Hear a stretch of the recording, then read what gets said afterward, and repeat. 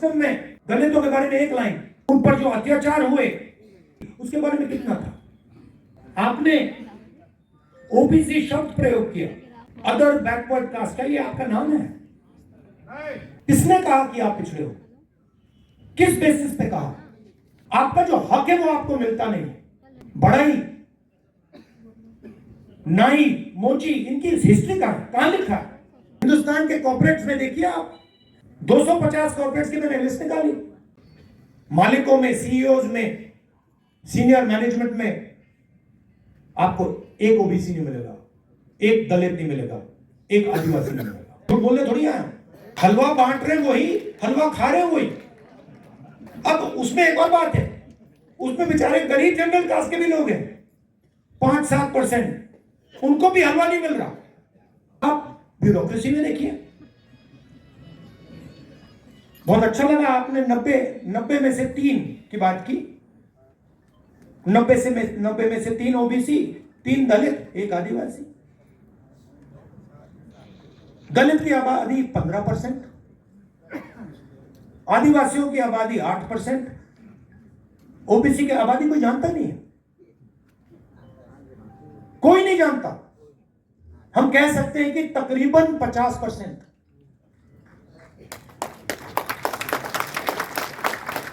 क्योंकि आपकी संख्या छुपानी है।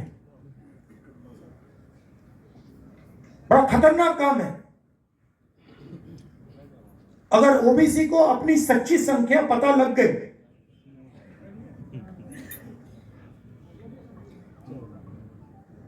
नब्बे में से 3, 50% आबादी, 90 में से 3। और अगर हिंदुस्तान की सरकार में 100 रुपए खर्च होते हैं तो 50% को 100 में से 5, 100 रुपए में से 5 रुपए का निर्णय लेने का मौका मिलता है। 3 अफसरों को पीछे बैठा रखा है।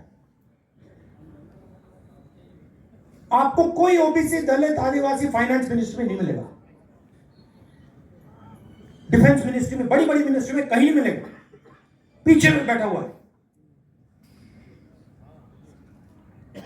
100 रुपए में से 5 रुपए का निर्णय ओबीसी अफसर लेते हैं,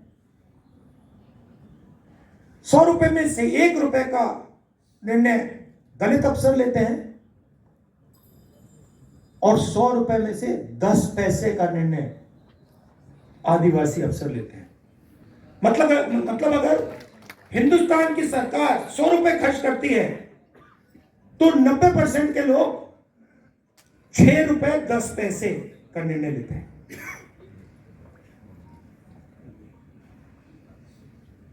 बॉलीवुड की बात कीजिए। बॉलीवुड में आपको संविधान में कहा गया है कि एक व्यक्ति को 1 वोट का हक मिलेगा, इसमें लिखा है। और हिंदुस्तान का हर व्यक्ति एक जैसा है, कोई बड़ा नहीं है, कोई छोटा नहीं है, सबको वही हक मिलना चाहिए, कहा गया है। आप हिंदुस्तान की कोई भी संस्था देख लीजिए जो कॉन्स्टिट्यूशन को चलाती है। इस कॉन्स्टिट्यूशन की रक्षा कौन सी संस्था करती है बताइए? मीडिया करती है इसका? मीडिया को करना चाहिए? करती है? नहीं। इलेक्शन कमीशन इसकी रक्षा करता है? नहीं। जो CBI, ED, income tax department के लोग हैं वो इसकी रक्षा करते हैं? नहीं। ब्यूरोक्रेसी के लोग इसकी रक्षा करते हैं? क्यों? क्योंकि ये सारी की सारी संस्थाओं को बीजेपी ने कंट्रोल कर दिया। पूरा देश जानता है कि मीडिया में 90% का कोई नहीं है। पत्रकारों को देखिए, एडिटर्स को देखिए, मालिकों को देखिए, मुझे बता दीजिए कौन सा अखबार है हिंदुस्तान में जिसको दलित, आदिवासी, पिछड़े वर्ग के लोग चला रहे हैं? मुझे बता दीजिए, मान जाऊं मैं, एक नहीं है। तो आपकी आवाज कहां है? कैसे निकल सकती है आपकी आवाज? आपकी आवाज आपके दिल में है।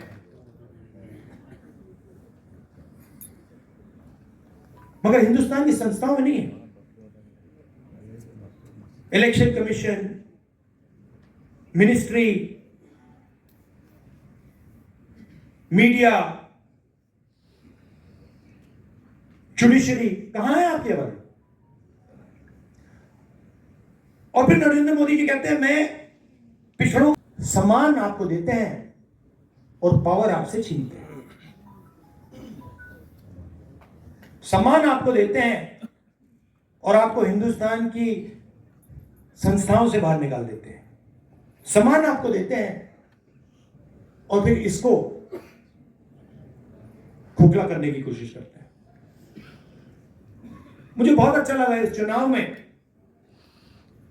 हमने सिर्फ एक काम किया, हमने ये दिखाना शुरू कर दिया। बहुत गहरी बात है ये। हमने सिर्फ ये दिखा के कहा कि भैया हम इसकी रक्षा करेंगे, आप इसको छुओ फिर देखो क्या होता है। और हिंदुस्तान के प्रधानमंत्री ने चुनाव के बाद ये किया। देश ने बता दिया कि आप जो कर रहे हो, जो आक्रमण आप बिरसा मुंडा जी की सोच पर कर रहे हो, गुरु नानक जी की सोच पर कर रहे हो, नारायण गुरु जी की सोच पर कर रहे हो, बसवना की सोच पर कर रहे हो, बुद्ध भगवान, फूले जी, इन सब की सोच पर जो आक्रमण कर रहे हो वो हम आपको करने नहीं देंगे। मगर उनके पास सब कुछ है, सच्चाई है, धन उनके पास, संस्थाएं उनके पास, मीडिया उनके पास, CBI, ED, income tax department. अब आप कहोगे भाई अगर सब कुछ उनके पास तो हमारे पास क्या है? हमारे पास सच्चाई है और हमें कुछ और भी चाहिए। आप ले लो, आप संस्थाएं ले लो, सब कुछ ले लो, धन ले लो, संस्थाएं ले लो, जब तक हमारे पास सच होगा सारा का सारा न्याय हमें मिलेगा। और यही इस चुनाव ने दिखाया है। हमारे पास मीडिया नहीं। मैं आपको बताऊं, कांग्रेस पार्टी के बैंक अकाउंट बंद कर दिए। बिना पैसे के कांग्रेस पार्टी ने चुनाव लड़ी है। आप सोचिए, हिंदुस्तान को लोकतांत्रिक देश कहा जाता है, सबसे बड़ी ऑपोजिशन पार्टी के बैंक अकाउंट बंद कर दिए, तब भी हम लड़े, सच्चाई के साथ लड़े, संविधान के साथ लड़े।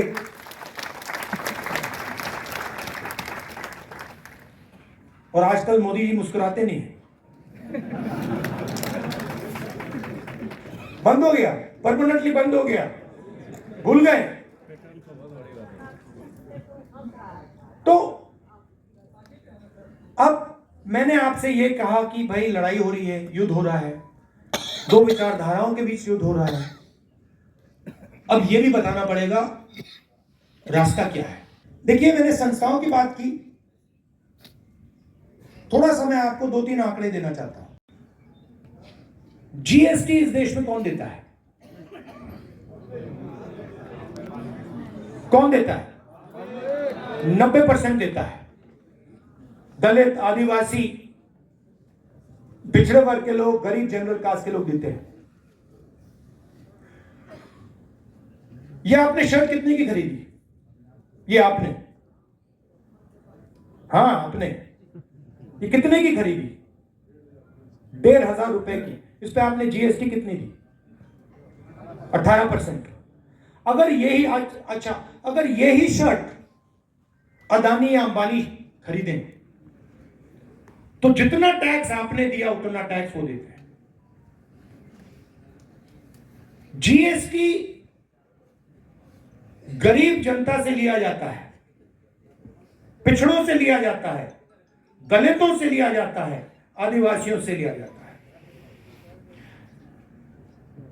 अगर 100 रुपए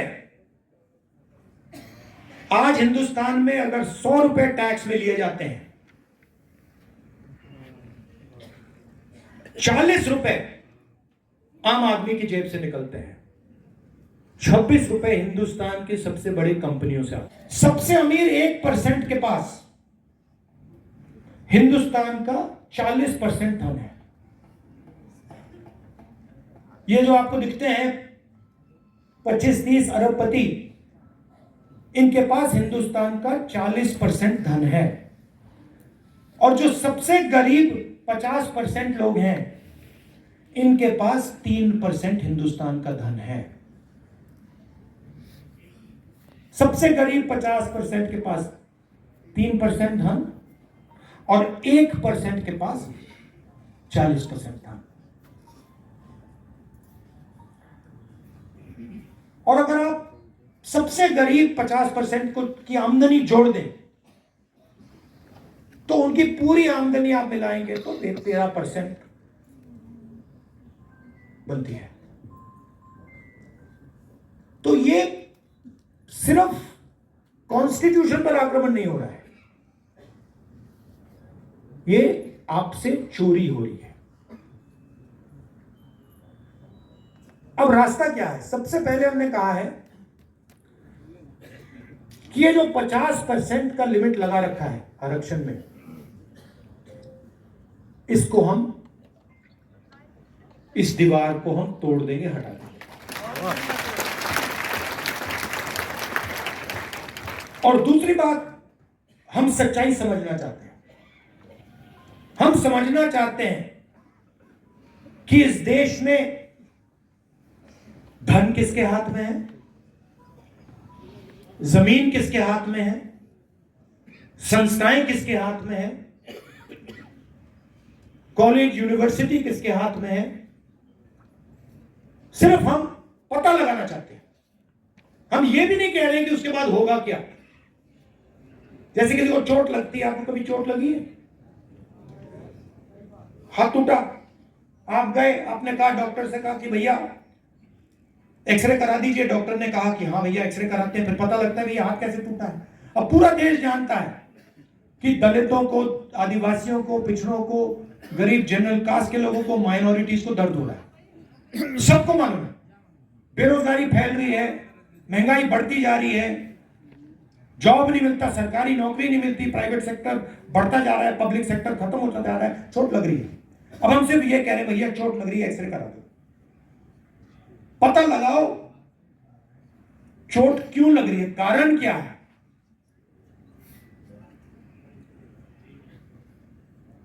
सामाजिक एक्सरे का माध्यम जाति। किस देश में पिछड़े वर्ग के कितने लोग हैं? 10% हैं, 20 हैं, 30 हैं, 40 हैं, 50 हैं, 60 हैं, कितने? दलित, आदिवासी, माइनॉरिटी, गरीब जनरल कास्ट के लोग कितने हैं? पहली बात। दूसरी बात, हिंदुस्तान की संस्थाओं में किसकी कितनी हिस्सेदारी है? लीगल सिस्टम में किसकी हिस्सेदारी है? जुडिशरी में किसकी हिस्सेदारी है? ब्यूरोक्रेसी में किसकी हिस्सेदारी है? कॉर्पोरेट इंडिया में किसकी हिस्सेदारी है? हमारी संस्थाओं में किसका कंट्रोल है? मीडिया में कितने लोग हैं? 90% से। कॉर्पोरेट इंडिया में कितने लोग हैं? बड़ी बड़ी ब्यूरोक्रेटिक पोजीशंस में कितने लोग हैं? हिंदुस्तान में जो सेक्रेटरी लेवल के अफसर हैं उसमें कितने लोग हैं? हम एक्सरे करना चाहते हैं। अब अगर आप अस्पताल जाते और आप डॉक्टर से कहते भैया मेरा हाथ टूटा हुआ है, लग रहा है हाथ टूटा हुआ है, हिला नहीं पा रहा हूं, एक्सरे करवा दीजिए, और डॉक्टर आपसे कहता नहीं एक्सरे नहीं कराऊंगा, तो आप क्या करते हैं?